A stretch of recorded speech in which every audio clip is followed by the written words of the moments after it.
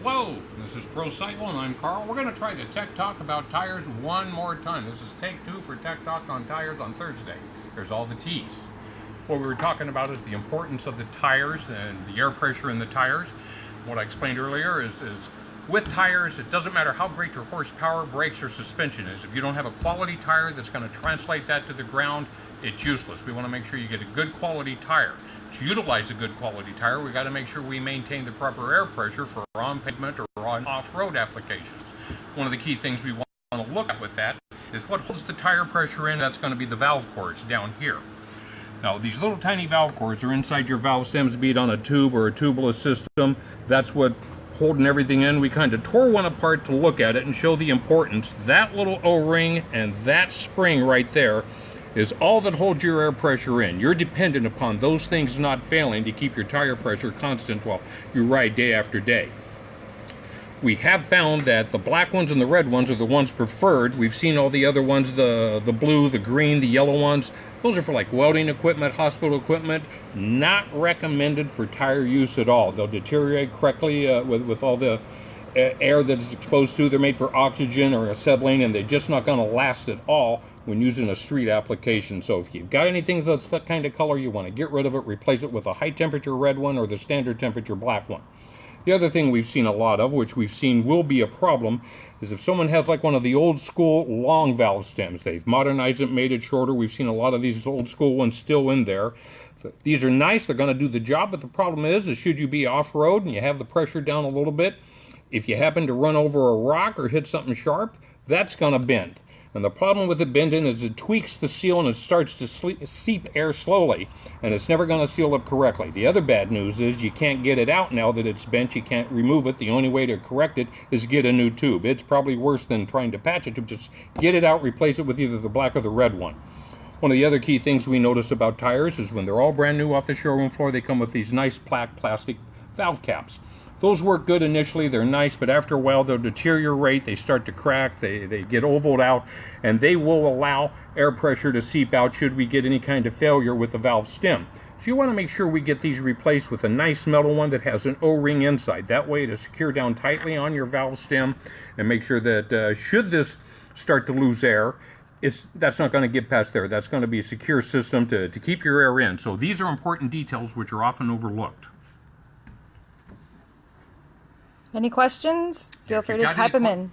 If you got any questions, you could text them in. You could give us a call. One of the guys will run the phone back here. We'll see what we could answer online. We'll answer any questions you have even later in the day, tomorrow, anytime. We'll answer the questions. The other key thing we want to talk about is we've seen a lot of guys, and it seems to be a somewhat popular trend, is putting a big rear tire on a stock rear rim. Guys like to put the 140 or the 150 series on.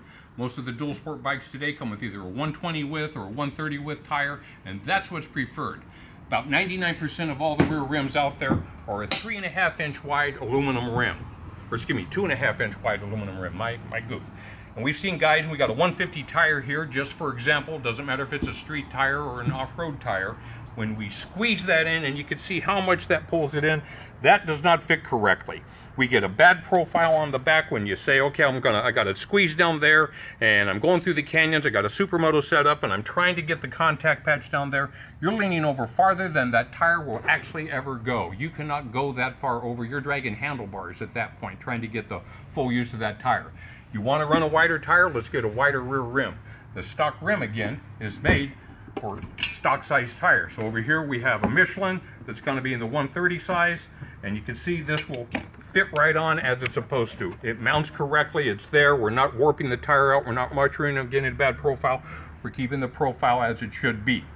And the importance of the profile, even on street riding with dual sport bikes, and I'll show again with the street tires here, tires are designed by the manufacturers to work together. They got a profile, from one model to the other model, they got them both the same. They got the profile that as you lean in and out of corners, even with dual sport tires that are the knobbies, semi-knobbies, the tires will lean in and come out of a corner at the same rate, creating the same amount of proper contact patch on the front and rear. When we start mixing and matching brands and models of tires, what happens is as they start to lean in, one wants to lean a little faster than the other. And you'd be at the rear or the front, doesn't matter which one wants to lean in quicker because of the profile. It causes the front to fail. The front is the weaker of the two. It gets pushed out, the front wants to tuck, and you really can't ride at any kind of great pace or, you know, a safe pace even if you have mismatched tires. It's very important that we have the correct model tires front and rear. We've seen a lot of mixing and matching going on, and it's not advised. It's something we prefer. Everyone gets the same size tires or the same model tires front and rear of the appropriate size. One of the other things we get questions about is people wanting to know, what does the tire number and sizes mean? So we're gonna get this going in a nutshell. We got a tire size here of a 130/80 by 17. What that means is how that translates is the 130 is millimeters. And by the tire manufacturer's measurement, across the width of that tires is 130 millimeters. What the 80 represents is 80% of the 130 width is going to be the sidewall height. So we take 130, we get 80% of it, and that's going to be the sidewall height of where the rim would mount all the way up to the top. So that is 80% of the 130 width. The 17 just represents the rim sides it's on, which is going to be a 17-inch diameter rim. Which one do you have next? Compounds. Huh? Compounds. Compounds. We hear a lot about compounds too, and on street riding, it's nice to have the dual compound tires. You know, in reality, a dual compound tire is great for street riding. You got a little bit softer sides for better traction, better gription than the harder in the middle for it's going to give a little longer life. Those are nice. We like to go with them, but in reality, on a dual sport bike, you put the supermoto wheels.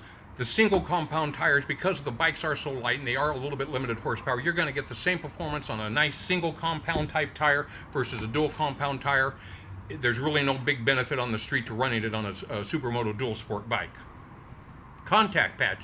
The other thing we like to talk about is the contact patch. We see a lot of guys running pressures really low on their tires, and one of the things we pointed out is these tires are designed for street use. The sidewall's made to hold up a bike. They know it's going to be something that's around 30, 40, 50 horsepower. We know we're going to be around 350, 400 pounds, and the tires are designed to hold up that. So when you're on pavement, the front and rear tire pressure should be high 20s, if not 30s. We want to match the pressure with today's technology on tires. When you go off-road, there's really not a reason to run under like 22 PSI with today's dual sport tires. And the contact patch, we're going to see if we can get it, is when the bike is pressed down, when you're pressing on it, well, should be able, you got a light there, we should be able to see a little bit of oval start to create.